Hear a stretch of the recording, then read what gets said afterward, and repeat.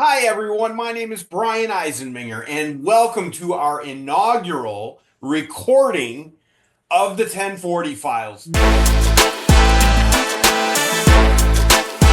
This, ladies and gentlemen, is going to be a podcast of all things taxes, all things government spending. We are going to be tackling it. We are going to be talking about it, and we're looking forward to sharing a lot of information with you. Now, I have with me today my special guest. Yes, you can see her there, my dog Cammie. She's sleeping through the podcast. We're not going to be interviewing Cammie. She doesn't have a whole lot to say on government spending, but we're going to have a whole lot that we can share with you.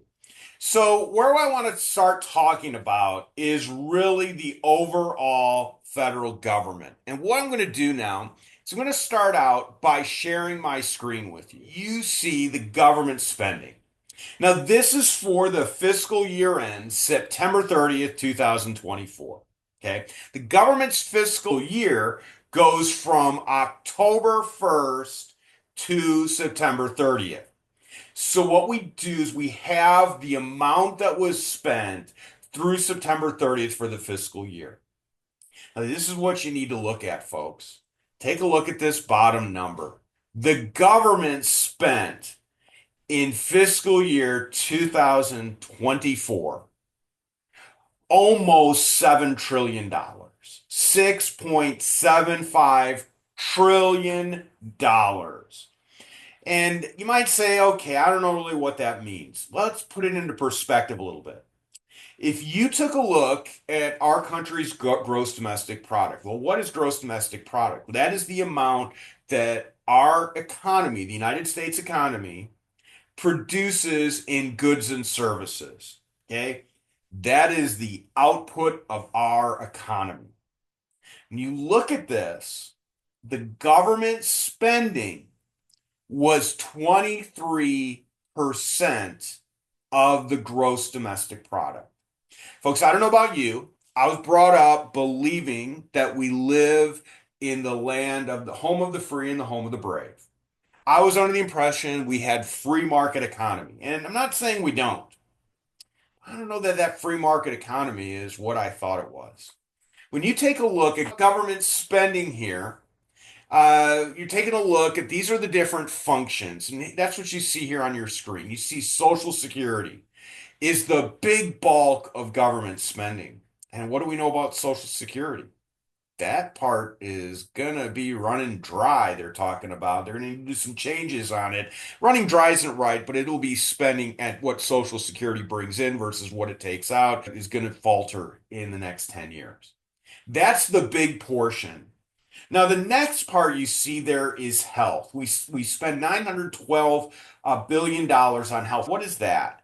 Well, that's going to be programs like Medicaid, and it's going to be things like Children's Health Insurance Program, the CHIP program. Those kind of things fall into that, and that is a $912 billion that we spent on that. The next part is interest. 13% of the government spending is on interest alone. Now, to put this in perspective, just so you can have an idea, is that the government debt right now is $36.22 trillion. That's a huge number, folks. $36.22 trillion.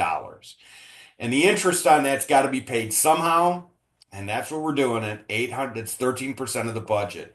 Medicare, okay, Medicare is self-explanatory. You might think that would go into health. It doesn't. Medicare is $874 billion. That's the same number that we spend on defense. And then you look at the income. They talk about income. And I thought, well, what is this that they spent on income? This is what they spend on what we call economic security programs. And what is economic security program? That's the thing where they spend on the earned income tax credit that they give out, the child tax credit, unemployment, social security for low income people, that like, for example, pre-age 65, disabled and whatnot. That is what makes up other income. And then the rest of the budget is about a little bit over $1 trillion. Okay, so this is where we're at. Now, what you need to take this and know is that, okay, this is how much was spent. How much did the government bring in? Well, the government brought in $4.9 trillion. Okay, that's what they brought in. It means they had a deficit, folks, of $1.8 trillion. That's a lot of money in my book. And I don't know about you, but you wonder, well, how does the government do this? How does this work in our own lives if we had that kind of deficit? And there's a whole thing that you could say on deficits. Some people obviously say that it doesn't matter. I do think it matters to a point, and I do think we do have to be careful as a society about how much, we're borrowing from future generations. So that's what the government spent, and that's what we have there. Let's take a look at the IRS. Let's go to the next place. What we have next is what we call the IRS data book.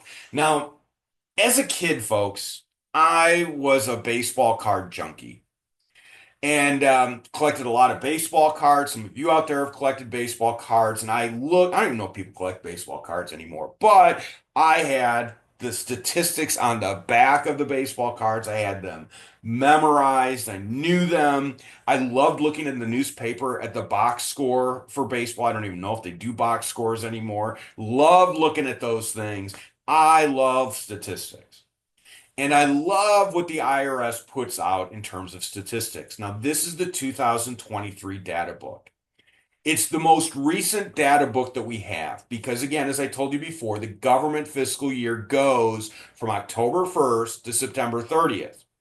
The IRS data book is published in March, April of the following year. So for this data book that you see here, it was published in March, April 2024. The data book for 2024 will be published in March, April 2025. Like I said, it's full of statistics and everything going on at the IRS. Take a look at this. The IRS, when we go into this, they collected $4.7 trillion in gross revenues. Okay. Then they processed 271 million returns, including 163 million individual returns. Over half of those returns, the individual returns, were done by paid preparers like myself. They answered 27.3 million phone calls, and the website had 880.9 million visits, of which I think I was about 880 million of those visits because I go to the IRS website quite often, and I can put down the IRS on a lot of different things. Their website is actually very good. So this is the next part, and this goes through the collections and refunds, and it takes a look at 2022 and 2023. So what I wanted to show you here is that we've got here the collections are 4.9 is the number we have here for 2022. For 2023, that number went down to 4.7. Interesting. The government took in less money. Now, after you put refunds in, the amount is about $4 trillion. Now, when you look at the makeup of the taxes, take a look at this. Of the taxes that are collected, $413 billion come from corporations. The bulk of the taxes, folks, come from individuals. They come from you and I. And you take a look and you say individual taxes make up $2.1 trillion of what they bring in, well over half. The other part that's brought in is employment taxes. Employment taxes bring in $1.4 trillion, of which the bulk of that is Social Security and Medicare. Social Security and Medicare, the 7.65% withheld from your paycheck. That same amount is matched by your employer. That, folks, that's the ball game when it comes to government funding. I don't think we can ever say that people don't pay taxes. People pay taxes. People pay the majority of the taxes. Now let's go to the next slide. This is where we talk about IRS exams. I think it's a fair statement to say a lot of people's most fearful thing in life. They say that the most fearful thing in life is public speaking followed by death, which I find interesting. And that Jerry Seinfeld said this, is that the person giving the eulogy is more fearful of the person than in the casket. Kind of interesting. But I think a close third is going to be considered IRS audits. IRS audit rates. Now, one of the things that happened is during COVID, the IRS actually closed shop for all intents and purposes.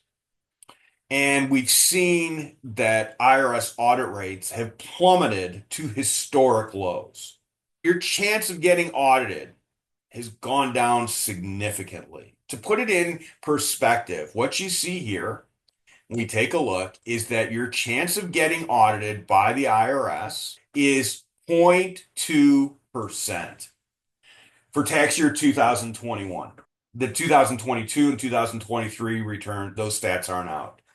The chance of getting audited was 268,000 cases closed, 72,000 cases in process. And this is on individuals.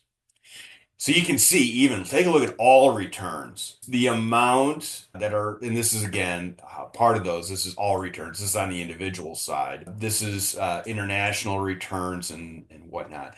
But we take a look, and 268,000 plus 72 is roughly 350,000 returns. The number of returns with no change was 50,000, meaning you had a 1 in 7 chance if you were audited by the IRS. The IRS would come in, look at your information, and say, everything looks good here. So your chance of getting audited was 0.2%.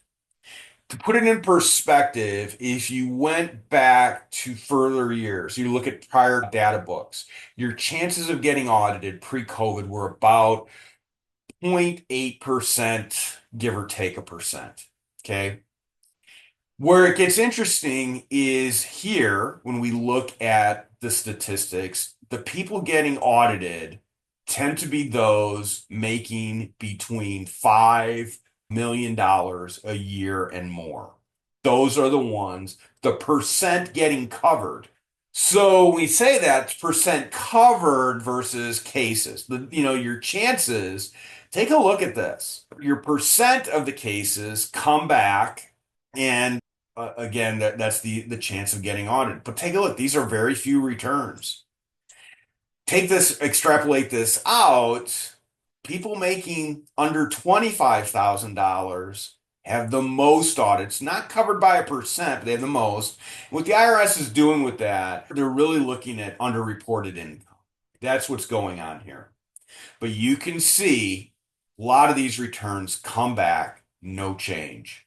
So that's what it looks like on the individual side. So that's your chances of getting audited. This is what they have in terms of their statistics, in terms of entities. The entities being businesses. If you've got a business, what's your chance of getting audited? And what you see here when we look at this is that for this fiscal year, 2021, if you are a corporation, a C corporation, your chance of getting audited was 0.3%. You can see that of the 1.5 million corporate returns that were filed, the coverage was 0.3%. Most of those returns, admittedly, are still in process. But if you look at the cases closed, they had 1,481 cases closed, and of those, 599 with no change. A third of the cases, more than a third of the cases, no change, 40.44%. Well, let's talk about other returns that affect more people, more small business owners. Partnerships. Partnerships file Form 1065. And you can see the percent covered on partnerships is 0.1%. Their chance of getting audited, 0.1%. Now, of the cases closed, and again, not all of these are closed, almost 90% came back no change. You mean to tell me the IRS sent someone out and they didn't find any personal use of vehicle? You mean to tell me all the travel was legitimate? all the expenses were legitimate. That's what they're saying here. And again, 89%. Now, we still have cases in process, but that's what we're looking at. Now, that brings us to Form 1120S. This is where a lot of small business owners go. And their chance is the same percent of getting audited, 0.1%. Now, of these ones that were closed, 505 of them, or 56%, came back no change. Meaning the IRS sent someone out. They didn't find anything with reasonable compensation for an owner of an S corp.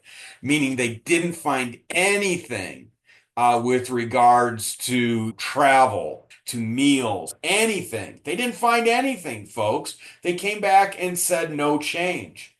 And so that's where we're at. Dare I say we might have an issue going on at the IRS? Dare I say that? Let's take a look at what's going on at the IRS. Couple things. The IRS budget, okay, for fiscal year end 2023, the IRS has asked for the same amount of money. That's $12.3 billion. Their request is the same amount for 2025. That's their budget.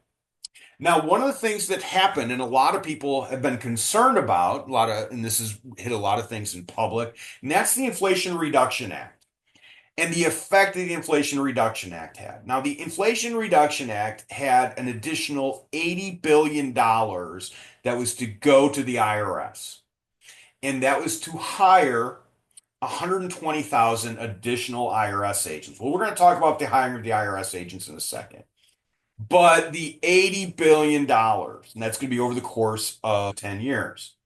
So you've got this additional funding, and they, again, it was 3.3 in 2023, 7.2.